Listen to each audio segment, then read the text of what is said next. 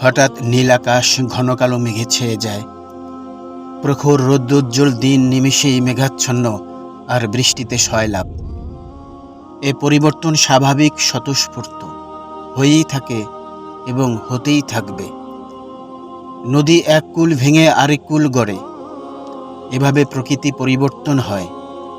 সমাজ, রাষ্ট্র কেবল পরিবর্তনই হতেই থাকে। তাতে আমাদের জীবনের কিছু রং ও পরিবর্তন হয় বটে, কিন্তু ভেবে দেখেছেন কি, এসব পরিবর্তন আমাদের জীবনের মৌলিক কোনো অংশ নয়। মানুষের জীবনের মৌলিক পরিবর্তন তার নিজের হাতে। সে যখন নিজের পরিবর্তনের জন্য অঙ্গীকারবদ্ধ হয় এবং অগ্রসর হয়, ঠিক তখন থেকেই তার জীবনের অভ্যন্তরীণ ও বাহ্যিক আসল পরিবর্তন সূচিত হয়। এবার আসুন মানুষের মৌলিক পরিবর্তন কি তা জেনে নেই। প্রিয় বন্ধু, মনোযোগ দিয়ে শুনে। মানব জীবনের পরিবর্তনের প্রাথমিক ও প্রধান সূচনা হয় তার অন্তরে। এর নাম হচ্ছে নিয়ত বা প্ল্যান বা পরিকল্পনা। সবচেয়ে দামি ও কার্যকরী উপাদান। এই উপাদানের মধ্যে যদি এখলাস বা দৃঢ়তার মিশেল থাকে, তাহলে সোনায় সোহাগা। দৃঢ়তা হলো নিয়তের উপর অটল থাকা, আর এখলাস হলো আমার এই পরিবর্তন শুধুমাত্র মহান আল্লাহ পাকের সন্তুষ্টির জন্য। এখন একজন মুসলমান হিসেবে আমি কি নিয়ত করব, আসুন সে বিষয়ে কিছু আলোচনা শুনি।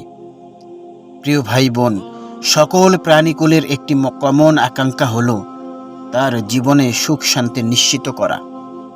মানুষ ছাড়া অন্যান্য প্রাণীকুল শান্তি পায় কেবলমাত্র বস্তুগত জিনিস দ্বারা, কিন্তু মানুষের সুখ শান্তি কিন্তু কেবল বস্তুর সাথেই সম্পৃক্ত নয়, বরং মানুষের প্রকৃত সুখ আত্মার সাথে সম্পৃক্ত। যেহেতু আত্মা একটি অবস্তুজাত বিষয়, তাই আত্মার সুখ শান্তি অবস্তুজাত জিনিসের সাথেই। আর এই অবস্তুজাত জিনিস হলো ঈমান।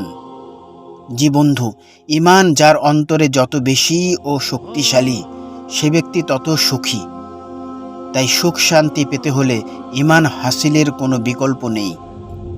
ঈমানের পরে ফরজ ও ওয়াজিব আমলসমূহ যেভাবে করা উচিত ঠিক সেভাবে করা, অতঃপর কবিরা গুনাহ থেকে বেঁচে থাকা। যদি এতটুকু বিষয় হাসিল হয়ে যায়, তাহলে ওই ব্যক্তির জন্য দুনিয়ার জীবনে যেন জান্নাতি জীবন হয়ে যায়, আর মরার পরে সত্যিকারের জান্নাতে চলে যাবে এবং অনন্তকাল সীমাহীন সুখ শান্তি নিয়ে বেঁচে থাকবে। কি দারুণ জিন্দিগি! তাই এদিক সেদিকের নানা পরিবর্তনে ধোঁকা না খাই। এসব পরিবর্তন আমার জীবনে সামান্যই প্রভাব ফেলতে পারে, কিন্তু এতক্ষণ যে পরিবর্তনের কথা বলা হলো, আমাদের দরকার সেই পরিবর্তন। তাই আসুন প্রতিজ্ঞা করি, ঈমান হাসিল করব, ঈমানের মেহনত দিয়ে ঈমানকে শক্তিশালী করব, অতঃপর ফরজ ও ওয়াজিব আমলসমূহ গুরুত্বের সাথে আদায় করব এবং যেভাবেই হোক না কেন কবিরা গুনাহ থেকে বেঁচে থাকব। ব্যাস, দুনিয়ায় জান্নাতি জীবন, আর আখিরাতেও তাই।